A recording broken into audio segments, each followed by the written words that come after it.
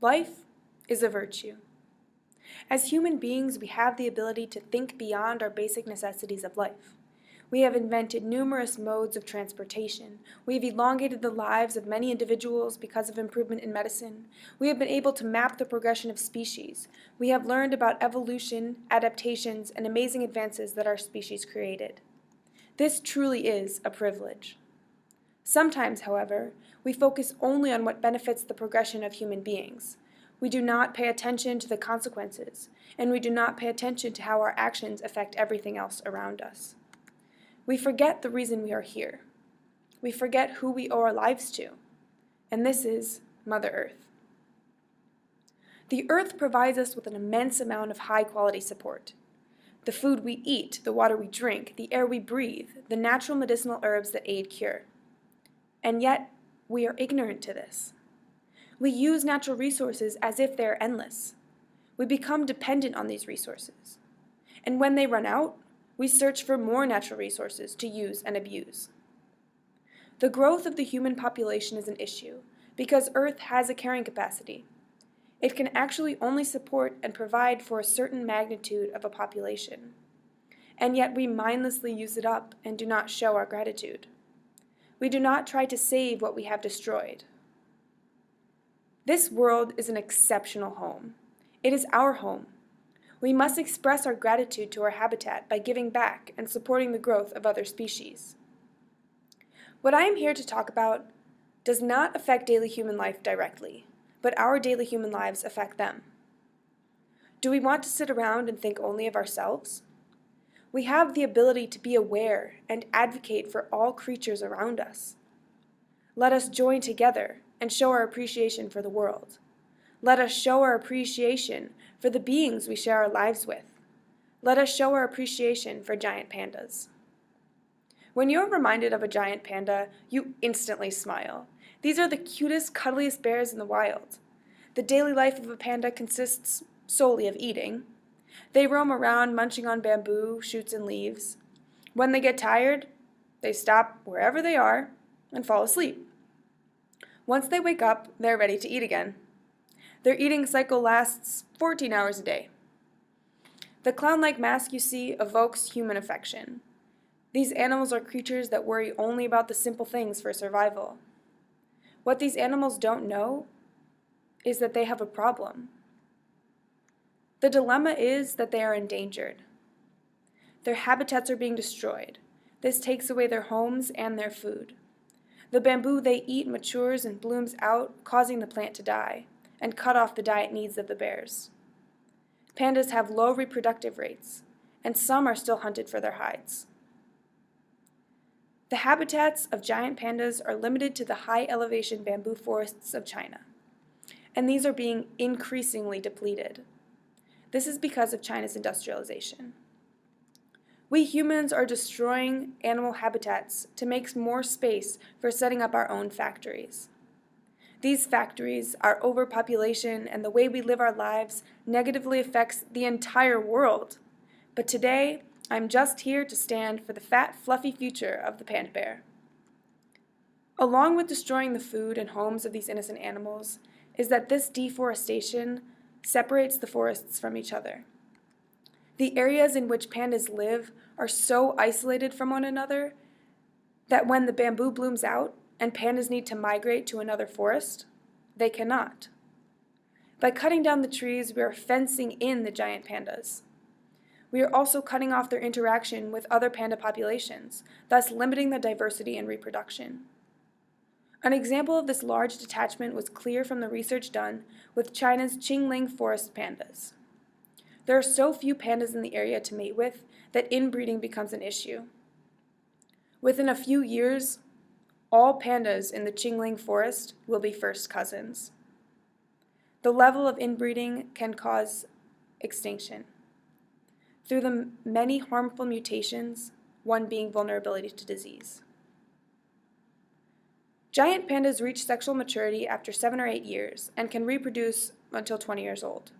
But it is difficult to sustain a large panda population because they have a very short breeding season, lasting only 24 to 48 hours per year. This mating season is between March and May, and a female can only be fertilized once each year. Only 1 or 2 cubs are born at a time, and the mother only births 1 litter per year. And she does not mate when caring for her cub, which is generally 1 to 2 years after it is born. When a cub is born, it is 1/900th the size of its mother, so it needs the utmost care and affection. Very rarely, a mother will produce a set of twins, but when this does occur, she chooses to care for the stronger one, and she lets the weaker cub perish. Not only must pandas fight against these odds, but also the infant mortality rate is quite high. Right now, there are less than 1,000 giant pandas in the wild, and there are about 60 in zoos. When I was a child, I was writing a story called Emily the Panda. Mind you, I was about 5 years old. I loved animals and exploring my creativity. My story began with 2 men locating a mother panda and capturing it to put in the zoo. They heard her cub's loud call to her mother and decided to bring them both into captivity. I wrote about their experiences, about the sharp pain they felt, and how they slowly became tired and unable to fight.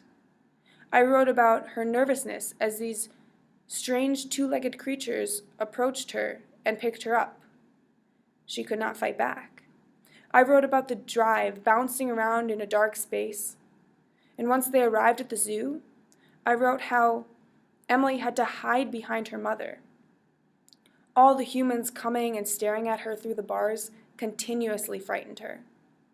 And I wrote about one zookeeper, that I envisioned to be myself, who opened her heart to these beings and helped to take care of them. Society has taught us that we can do whatever benefits us the most.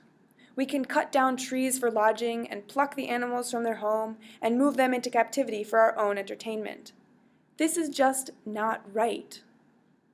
In a documentary, I learned about how the panda bear was introduced to America.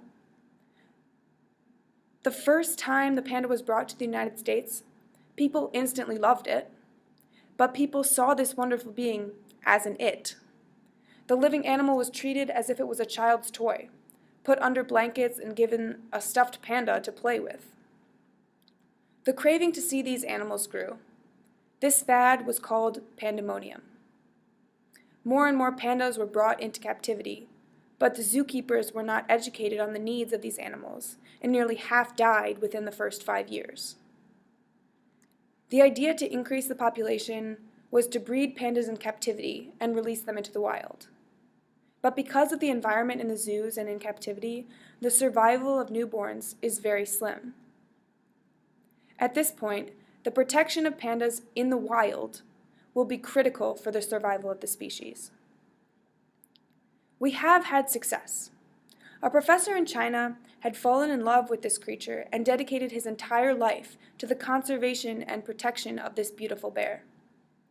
He has done so much research of the wild pandas in the Qingling forest that these pandas have become accustomed to his presence and let him and other scientists approach very closely for photographs and other research. As we know, 99.9% of all species that have ever existed are extinct, so extinction is not uncommon. However, the rate of extinction of the panda bear species is 100 to 1,000 times higher than the expected cycle. This animal is important because it symbolizes wildlife conservation. The World Wildlife Fund has used the panda as the logo of the organization since 1961. The objective of this organization is to work with the species that need critical attention. By saving pandas in the wild, we help preserve the rich biodiversity that is needed to be present in order for pandas to survive. Pandas roam about the bamboo forests of the Yangtze Basin, spreading the seeds and expediting greater vegetation growth. The balance of ecosystems is a very delicate balance that we have been disrupting more and more. We are beginning to become aware of the effects we have on our environment, and now it is time to take action. Laws have been passed about not poaching giant pandas, but some are still killed by hunters. They have stopped cutting down trees for wood in these areas to allow what is left of the forests to still remain. What is necessary for survival of giant pandas is to protect them in the wild. The growth of our world depends on this circle of life, and as long as we patch the disturbances in the cycle, we will be able to flourish as a world. We must respect and take care of our home, the earth. We must take care of all creatures with which we share this land. Thank you.